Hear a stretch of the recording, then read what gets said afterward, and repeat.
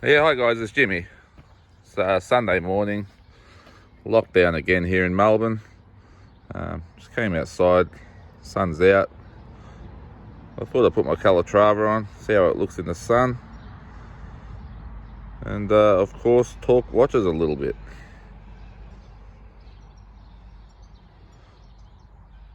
Yeah, this thing's gorgeous. As I put it on, I realised a lot of the time when I come home, I wear a tool watch every day for work. But then when I come home, I tend to go to the same sort of three-hand watches, mainly Rolex. So if I sit down here, I tend to muck around with this kind of stuff. No dates, simple, bezels, apart from obviously the vintage sub. This look really nice in the sunlight here. And there's something about the three-handers, no date, just a beautiful bezel. Obviously the new Oyster Perpetual here has got the round dome type of bezel, but the old Air King, it's got that sort of chamfered bezel. It's got a really nice sharp edge to it, and same as the Explorer over here. I love that sharp bezel. And of course the Patek's got that similar thing too. Very flat bezel, but just lovely edges to it. So for me, as far as diversity goes, I'll go from these kind of watches, and then obviously to these kind. This is, at least it's got some complication to it. A little more interesting with the bezel and the bracelet, and I don't feel the need to diversify it greatly. Like some guys really want a lot of different complications and want watches that look a lot different. Whereas I like these plain type of Air Kings and Oyster Perpetuals and Explorers, and then from there, pretty much going into different types of Submariners. I like my GMTs, and I mean the biggest difference in my collection is probably my APs, and that's more about the case style and finishing, and of course the dials in them. This thing's stunning out in the sun. I've noticed another thing, this watch, when I bought it, it had a light sort of eggshell patina to it, and over the years it has developed a much darker patina. It's gorgeous.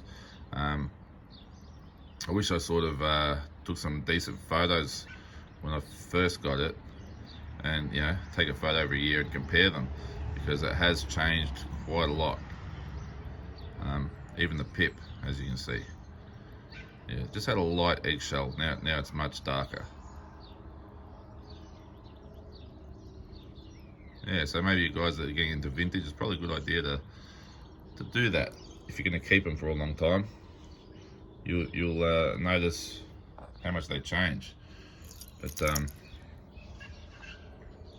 think I've got some photos from back then, but they're just off the they would have been off the phone at the time. It wouldn't have been a quality camera.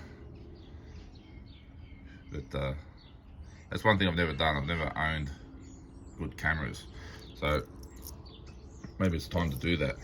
Get a good camera, get some really good shots of these things. But there's just something nice about wearing a plain watch like this, where there's nothing to do but check the time on it. No date function, no turning bezel, and aesthetically they're just good looking.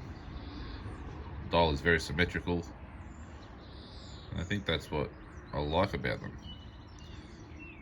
It's function and simplicity. Makes it quite a handsome watch. So I think that's what sort of took me here. I mean, this is just, it's next level with the finishing. Today with lockdown currently, this is the most where it's going to get, around the yard with the nice birds in the background. Anyway, just a quick video. That's sort of my opinion at the moment. Still love the modern tool watches. I mean, most of us do, I'm sure. But yeah, I tend to come home and then pull these out and sort of muck around with them.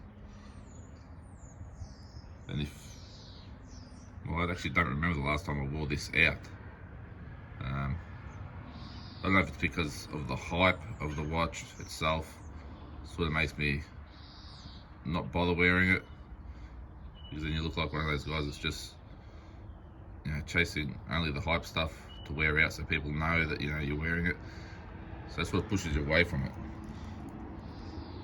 Whereas these kind of things are a bit more under the radar. You're wearing for your own reason. But anyway, that's all, guys. You have a great day. Bye bye.